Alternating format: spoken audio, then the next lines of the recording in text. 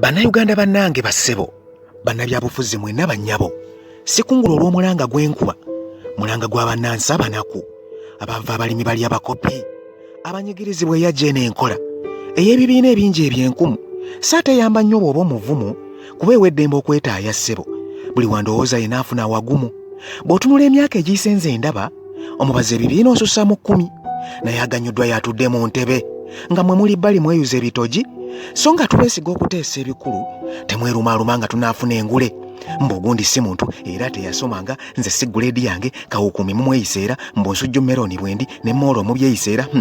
Abalonzi tageti emu gye twagala. 2011 mwatusuubiza okwegatta mpaawo kye twalaba. 2016 era ne mwetema okwegatta kyokka kyalima. Enswera ekwagala kubbwa kwetaayiza, so temunfuna bubi omwoyo nagubawa. 21 Aginasa yalagira tuwagire kana abaliwo omwamanya, n'abalala abangi nsuubira mwamanya.